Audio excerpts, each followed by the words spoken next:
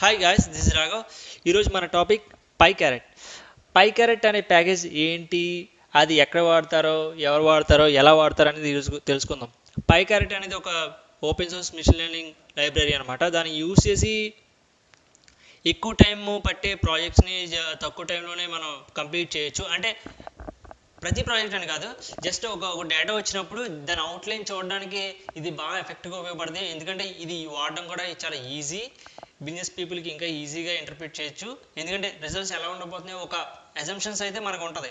So ఇది ఆ రకంగా యూజ్ అవుద్ది. ఇప్పుడు పైక్యారెట్ని ఎలా యూజ్ చేసో తెలుసుకుందాం. పైక్యారెట్ యూజ్ చేయాలంటే ఒకసారి పైక్యారెట్ మీరు వెబ్సైట్కి వెళ్ళచ్చు. paycaret.orgలోకి వెళ్తే మీ దాంట్లో ఈచ్ అండ్ ఎవ్రీ స్టెప్ ఎలా చేయాలో కోడ్తో సహా ఉంటుంది. మీరు ఒకసారి డాక్యుమెంటేషన్ చెక్ చేస్తే ఈజీగా మీకు జస్ట్ ద మ్యాటర్ ఆఫ్ మినిట్స్లోనే ఈజీగా నేర్చుకుంటారు అనమాట. ముందుగా మనం ఇక్కడ పైక్యారెట్ ప్యాకేజ్ ఇన్స్టాల్ చేసుకుందాం గూగుల్ కొలాబ్లో. ఎందుకంటే జీపీయూ యాక్సలేషన్ ఉంటుంది కాబట్టి మనకి ప్రాబ్లం కూడా రాదు. మీ ఇంటర్నెట్ స్పీడ్ కూడా ఉండేలా చూసుకోండి బాగా, ఎందుకంటే మనకి రిజల్ట్ కూడా ఫాస్ట్గా వస్తుంది. ఫస్ట్ టైం మీరు ఇన్స్టాల్ చేసుకున్నప్పుడు ఒక 1 or 2 minutes పట్టచ్చు. నేను ఆల్రెడీ ఇన్స్టాల్ చేసుకున్నాను కాబట్టి పెద్ద ప్రాబ్లం ఏమి ఉండదు. అయిన తర్వాత లోడింగ్ డేటా ఫ్రమ్ పైక్యారెట్. సో అది ఇంకా అవుతుంది పైన. నేను ఈలోపు ఇది లోడ్ చేసి డాక్యుమెంటేషన్కి వెళ్దాం.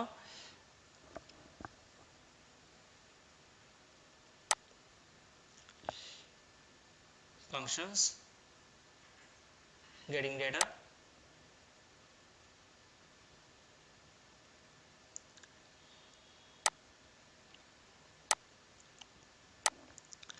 సో గెటింగ్ డేటాలో ఉన్నప్పుడు మన ఓన్ డేటా సెట్ ఎలా రీడ్ చేసుకోవాలి, లేకపోతే వాళ్ళు ప్రొవైడ్ చేసిన డేటా సెట్ ఎలా రీడ్ చేసుకోవాలి అనేది 2 lines ఆఫ్ కోడ్స్ ఇక్కడ ఇచ్చారు. సో నేను అదే వాడాను. నేను ఫస్ట్ మనం బై డిఫాల్ట్ వాళ్ళు ఇచ్చిన డేటా సెట్తోనే ప్లే చేద్దాం.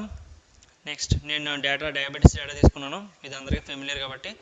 నెక్స్ట్ ఇది క్లాసిఫికేషన్ ప్రాబ్లం కాబట్టి క్లాసిఫికేషన్ మాడ్యూల్ తీసుకున్నాను పైక్యారెట్లో. అది అయిన తర్వాత సెటప్ అనేది ఏంటంటే పైక్యారెట్లో ఇది ప్రీ ప్రాసెసింగ్ స్టెప్ అనమాట. ఎందుకంటే ఈ సెటప్ అనే ఫంక్షన్ వాడి అందులో data equal to data in the sense ఇక్కడ మనం ఏదైతే డేటా ఇచ్చామో ఆ డేటాని తీసుకొచ్చి ఇక్కడ ఇస్తున్నాం. ఓకే, ఇది ఒకటే. నెక్స్ట్ టార్గెట్ అంటే ఇక్కడ మనం వాడుతున్న డేటా సెట్లో టార్గెట్ అనేది క్లాస్ వేరియబుల్ 0 or 1. ఇది binary classification. So getting data ఒకసారి డాక్యుమెంటేషన్కి వెళ్తే మనం వాడే డయాబెటీస్ డేటా కదా, diabetes class binary, class variable అనేది target variable, class variable. So మనం అదే వాడుతున్నాం టార్గెట్ వేరియబుల్ కాబట్టి ఇచ్చేసిన తర్వాత మీకు కొన్ని వేరియబుల్స్ కావాలనుకుంటే తీసేసుకోవచ్చు. దానికి ఇగ్నోర్ ఫీచర్స్ అని ఉంటుంది. కొన్ని నార్మలైజ్ చేయొచ్చు. ఇంప్యుటేషన్ కూడా ఎలా కావాలి అనేది కూడా దీంట్లో ఆల్రెడీ ఉంటుంది. వెయిట్,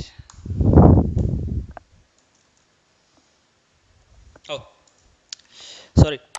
ఫస్ట్ ఇది రన్ చేసిన వెంటనే ఏమైందంటే ఏం సెట్ చేయకుండా జస్ట్ టార్గెట్ డేటా ఇచ్చిన తర్వాత అది రీడ్ చేసుకుని అది అర్థం చేసుకున్న తర్వాత మనకు చెప్పుద్ది, అరే ఈ వేరియబుల్ ఇది నీకు ఓకేనా, కరెక్ట్గా ఉన్నాయా లేదా అంటే ఓకే అనుకుంటే కర్సర్ పెట్టి ఎంటర్ చేయడం, ఆర్ క్విట్ చేసి మళ్ళీ సెటప్కి వెళ్ళి సెట్ చేసుకోండి. ఇప్పుడు నేను ఎంటర్ చేసిన తర్వాత సెటప్ అంటే ఏం మాట్లాడతాను మీకు అర్థం అవుద్ది.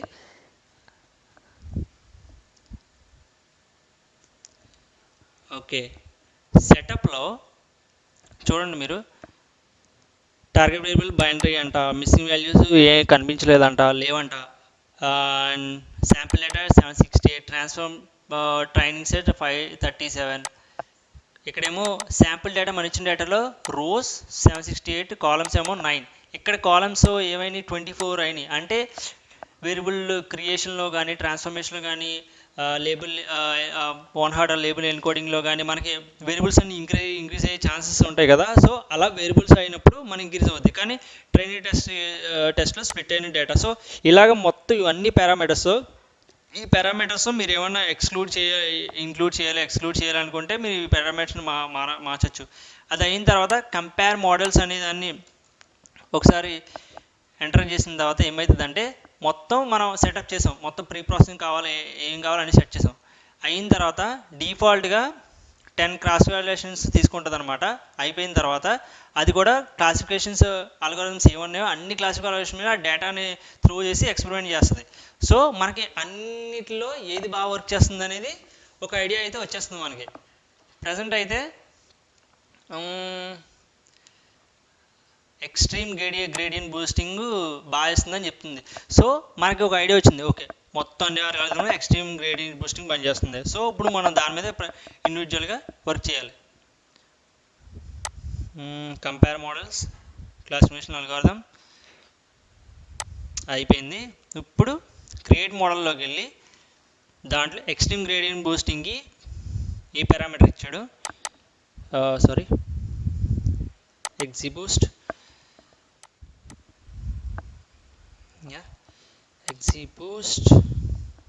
XGBoost model,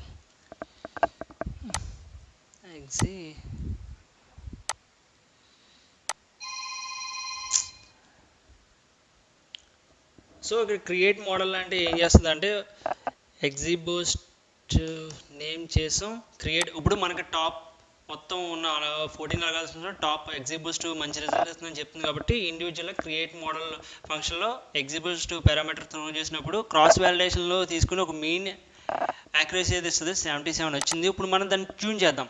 హైపర్ పారామీటర్ ట్యూనింగ్లో మనకు తెలుసు మిషన్ లెర్నింగ్ వర్క్ చేసినప్పుడు పారామీటర్స్ చెక్ చేసుకుంటూ మళ్ళీ కోడ్ రాసుకునే టైం పట్టేది. ఇప్పుడు దీంట్లో అలాంటి అవసరం లేదు, జస్ట్ ట్యూన్ మోడల్ ఫంక్షన్లో మన XGBoost పారామీటర్ సెట్ చేస్తే అయిపోతుంది అనమాట. జస్ట్ ఓకే ట్యూన్ మోడల్ అయ్యింది, అవుతుంది. ఎందుకంటే ఇప్పుడు చూడండి, ఇప్పుడు క్రాస్ వాలిడేషన్ ఉంటుంది, ట్యూనింగ్ అని చూపిస్తుంది అది. అంటే డిఫరెంట్ ట్యూనింగ్ పారామీటర్స్ ఏముంటుందో ట్యూన్ చేసుకుని మనకి రిజల్ట్స్ త్రో చేస్తుంది. ట్యూన్ చేస్తే 74 వచ్చింది. ఓకే నేను ఇప్పుడు ఏం చేస్తానంటే మీకు మోడల్ ఓకే ట్యూన్ అయిన తర్వాత మీకు ఇది ఈ యాక్యురసీ మీకు సాటిస్ఫై అవుతున్నారు. నెక్స్ట్ అది ప్లాట్ చేయాలనుకున్నప్పుడు జస్ట్ ప్లాట్ మోడల్ ఫంక్షన్లో మీ ట్యూన్ మోడల్ ఆబ్జెక్ట్ ఉంటుంది కదా, ఏదైతే సేవ్ చేసుకున్నారో ఇది అండ్ ప్లాట్ కన్ఫ్యూజన్ మ్యాట్రిక్స్, ఈ కన్ఫ్యూజన్ మ్యాట్రిక్స్ పారామీటర్స్ సెట్ చేస్తారు. ఇప్పుడు ఇక్కడ ప్లాట్ మోడల్ చూద్దాం. ప్లాట్ ఫంక్షన్స్ మోడల్ అనాలిసిస్ ప్లాట్లోకి వెళ్తే జస్ట్ ప్లాట్ ఫంక్షన్లో మీ అల్గారిథం ఏదైతే ఉందో దాంట్లో పెట్టి దాన్ని త్రో చేస్తే మీకు డిఫరెంట్ మెట్రిక్స్ ఏవైతే ఉన్నాయో మనకు ప్లాట్కి రిలేటెడ్ ఏమున్నాయో అవి చూపిస్తుంది అనమాట. అవి పారామీటర్స్ కూడా ఇక్కడ ఉన్నాయి. ఇక్కడ కన్ఫ్యూజన్ మ్యాట్రిక్స్ కావాలన్నా, క్లాసిఫికేషన్ రిపోర్ట్ అంటే దీంట్లో ప్రెసిషన్ రీకాల్ ఇలాంటివి ఏమైనా కావాలన్నా అన్నీ చూపిస్తుంది. ఒకసారి చూద్దాం. ఓకే మనకి XGBoost క్లాసిఫైర్ కన్ఫ్యూజన్ మ్యాట్రిక్స్ ఇలా ఉందని చూపిస్తుంది. నెక్స్ట్ నాకు ఏం కావాలంటే క్లాసిఫికేషన్ రిపోర్ట్ కావాలి. ఇంబ్యాలెన్స్ డేటా సెట్స్ యూజ్ చేసినప్పుడు క్లాసిఫికేషన్ రిపోర్ట్ చూసుకుందాం, ఎందుకంటే దాంట్లో ప్రెసిషన్ రీకాల్ అనేది ఉంటుంది కాబట్టి క్లాసిఫికేషన్ రిపోర్ట్ వస్తుంది. ఇప్పుడు రైట్ చూడండి, ప్రెసిషన్ రీకాల్ FN స్కోర్ ఎంత చూపిస్తుంది అనమాట. 0కి ఎంత 1కి ఎంత అని చూపిస్తుంది. ఇప్పుడు బౌండరీ అంటే మనకి విజువల్గా అసలు మన క్లాసిఫికేషన్ ఎలా జరిగిందో చూడాలనుకుంటే ఒక అవుట్లుక్ రావాలంటే ఇలా చేయొచ్చు. చూడండి స్టిల్ ఇంకా కొంచెం ఇక్కడ కింద ఎలా ఉండిపోయింది, మిస్ క్లాసిఫికేషన్ జరుగుతూ ఉంది.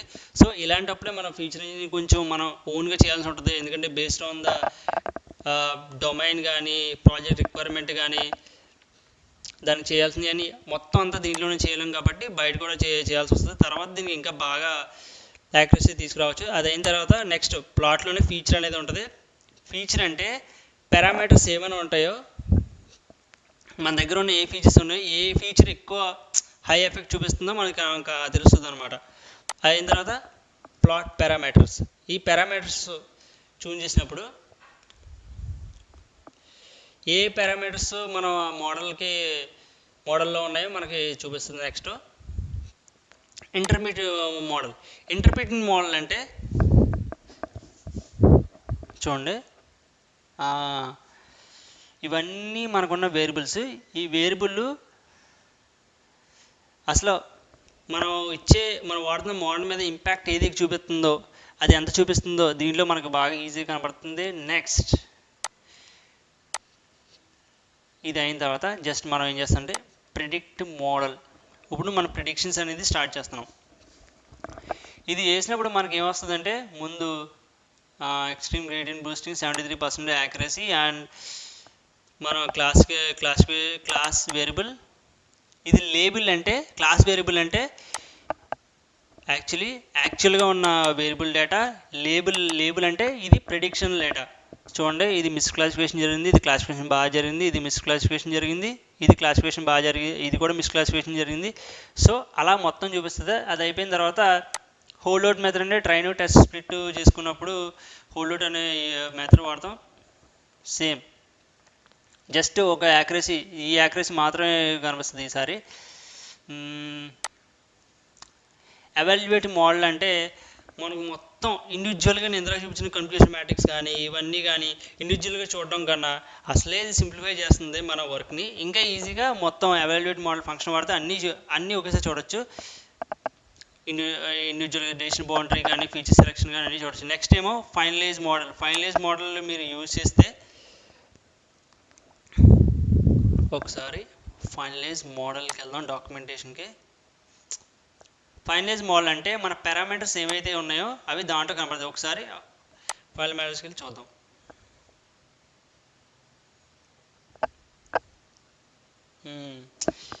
సేమ్ ఇందాక మనం ఒక పారామీటర్ వాడాం. సేమ్ చూన్ పారామీటర్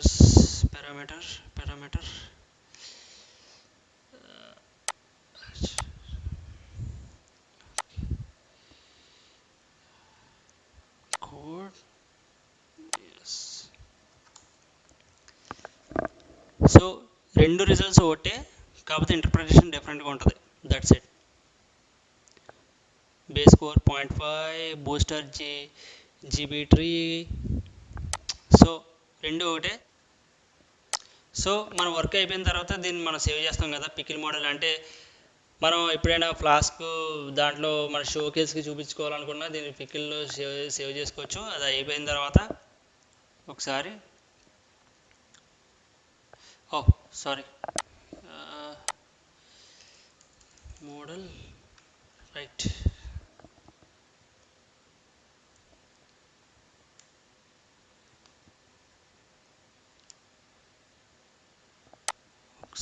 అప్పుడు మోడల్కి వెళ్ళి మన డేటాలోకి వెళ్ళి